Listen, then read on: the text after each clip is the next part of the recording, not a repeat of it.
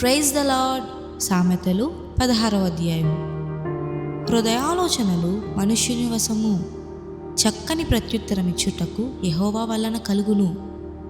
ఒకని నడతలన్నీయు వాని దృష్టికి నిర్దోషములుగా కనబడును. యెహోవా ఆత్మలను పరిశోధించును. నీ పనుల భారము యెహోవా మీద నుంచుము, అప్పుడు నీ ఉద్దేశములు సఫలమగును. యెహోవా ప్రతి వస్తువును దాని దాని పని నిమిత్తము కలుగజేసెను. నాశన దినమునకు ఆయన భక్తిహీనులను కలుగజేసెను. గర్వహృదయములందరూ యెహోవాకు హేయులు, నిశ్చయముగా వారు శిక్ష నొందుదురు. కృపాసత్యముల వలన దోషమునకు ప్రాయశ్చిత్తము కలుగును. యెహోవా యందు భయభక్తులు కలిగియుండుట వలన మనుష్యులు చెడుతనము నుండి తొలగిపోవుదురు. ఒకని ప్రవర్తన యెహోవాకు ప్రీతికరమగునప్పుడు ఆయన వాని శత్రువులను సహా వానికి మిత్రులుగా చేయును. అన్యాయము చేత కలిగిన గొప్ప వచ్చుబడి కంటే నీతితో కూడిన కొంచెమే శ్రేష్టము. ఒకడు తాను చేయబోవునది హృదయంలో యోచించుకొనును, యెహోవా వాని నడతను స్థిరపరచును. దేవోక్తి పలుకుట రాజు వశము, న్యాయము విధించుట యందు అతని మాట న్యాయము తప్పదు. న్యాయమైన త్రాసును, తూనిక రాళ్లను, యెహోవా యొక్క ఏర్పాటులు, సంచిలోని గుండ్లన్నీ ఆయన నియమించును. రాజులు దుష్టక్రియలు చేయుట హేయమైనది, నీతి వలన సింహాసనము స్థిరపరచబడును. నీతిగల పెదవులు రాజులకు సంతోషకరములు, యథార్థవాదులు వారికి ప్రియులు. రాజు క్రోధము మరణదూత, జ్ఞాని అయిన వాడు ఆ క్రోధమును శాంతిపరచును. రాజుల ముఖ ప్రకాశము వలన జీవము కలుగును, వారి కటాక్షము కడవరి వానమబ్బు.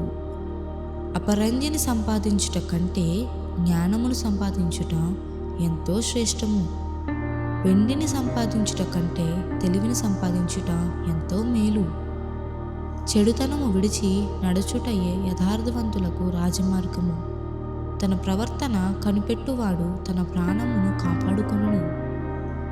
నాశనమునకు ముందు గర్వము నడుచును, పడిపోవుటకు ముందు అహంకారమైన మనసు నడుచును.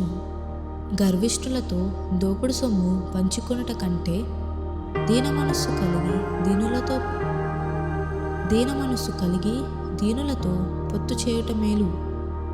ఉపదేశమునకు చెవియొగ్గువాడు మేలు నందును, యెహోవాను ఆశ్రయించువాడు ధన్యుడు. జ్ఞానహృదయుడు వివేకి అనబడును, రుచిగల మాటలు పలుకుట వలన విద్య ఎక్కువగును. తెలివిగల వానికి వాని తెలివి జీవపు ఊట, మూఢులకు వాని మూఢత్వమే శిక్ష. జ్ఞానుని హృదయము వాని నోటికి తెలివి కలిగించును, వాని పెదవులకు విద్య విస్తరింపచేయును. ఇంపైన మాటలు తేనెపట్టు వంటివి, అవి ప్రాణమునకు మధురమైనవి, ఎముకలకు ఆరోగ్యకరమైనవి.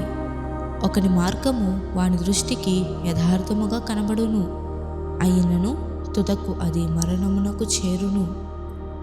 కష్టము చేయు వాని ఆకలి వాని కొరకు వాని చేత కష్టము చేయించును, వాని కడుపు వానిని తొందరపెట్టును. పనికి మాలిన వాడు కీడును త్రవ్వి పైకెత్తును, వాని పెదవుల మీద అగ్ని మండుచున్నట్టున్నది.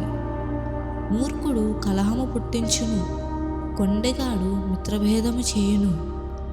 బలత్కారి తన పొరుగు వానిని లాలన చేయును, కాని మార్గంలో వాని నడిపించును. కృత్రిమములు కల్పింపవలనని కన్నులు మూసుకొని తన పెదవులు బిగబెట్టువాడే కీడు పుట్టించువాడు. నరసిన వెంట్రుకలు సొగసైన కిరీటము, అవి నీతి ప్రవర్తన గలవానికి కలిగియుండును. పరాక్రమశాలి కంటే దీర్ఘశాంతము కలవాడు శ్రేష్ఠుడు. పట్టణము పట్టుకుని వాని కంటే తన మనస్సును స్వాధీనపరుచుకునివాడు శ్రేష్ఠుడు.